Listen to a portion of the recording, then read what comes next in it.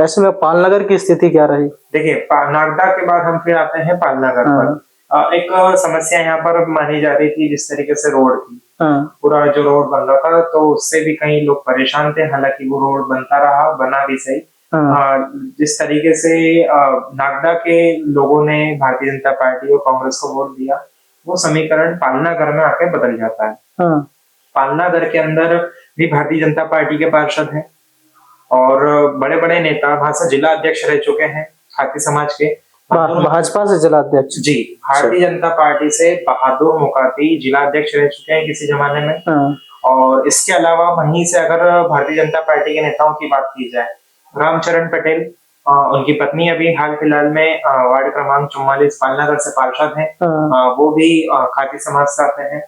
उसके अलावा एक और नाम जो बहुत चर्चा में रहा पूरे चुनाव में, अर्जुन चौधरी, वो भी वार्ड क्रमांक 44 से आते हैं। लेकिन इतने सारे जो खाती समाज के नेता वहाँ से आते हैं, लेकिन इसके बावजूद हाँ। वार्ड क्रमांक 44 से बीजेपी बुरी तरह हारी है।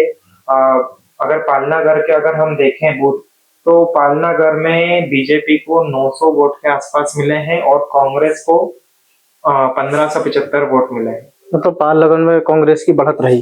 जी हाँ, पालनागर के 2 बूथ थे और एक अनवटपुरा राजीव नगर जो मतलब पालनागर वार्ड में ही आता है। हाँ, तो इस तरीके से स्थिति ये रही कि अ, पालनागर वाला जो वार्ड है, वो हाँ, पूरी तरीके से कांग्रेस ने अपनी तरफ कर लिया था।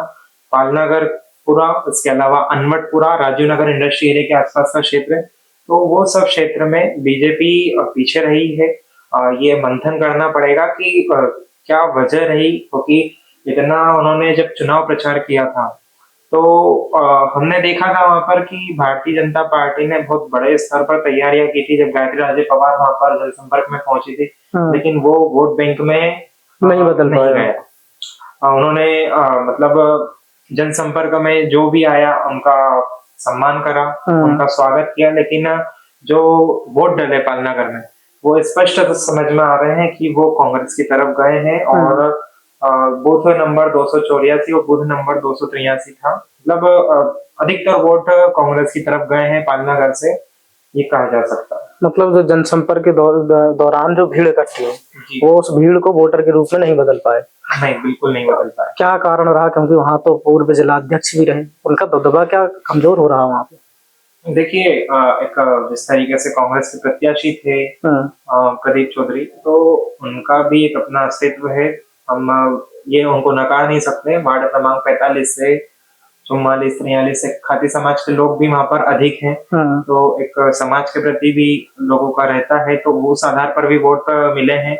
और इसके अलावा अगर हम कहें तो जिस तरीके से वहाँ के लोग कुछ रोड को लेकर भी परेशान थे कि रोड जो बनाया बहुत टाइम तक ऐसे ही पड़ा रहा। हालाँकि बाद में जब चुनाव जब चल रहे थे उस दौरान वहाँ पर रोड अधिकतर कंप्लीट हो चुका था।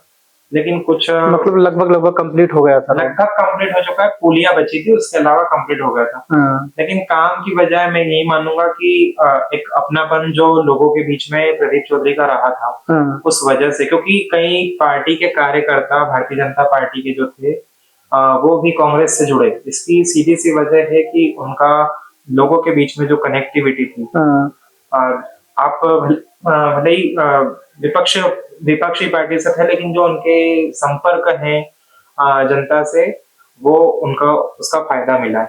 चाहे हम अनवटपुरा की बात करें, राजू नगर की बात करें, पालनगर की। मैंने पहले भी बात की थी जब हम एग्जिट पोल का एनालिसिस कर रहे थे कि जब वो पार्षद थे उस जमाने में वहाँ का जो इंडस्ट्री एरिया था, हाँ। अनवटपुरा राजीव नगर में कई बस्तियां जो बसी हुई है, तो वहां पर भी उनके कई पानी के टैंकर गए, जिससे कि लोग उनको 2009 से 2014 के बीच से ही बहुत अच्छे तरीके से जानते थे और जनता ने वहां का सपोर्ट भी किया उन्हें अभी।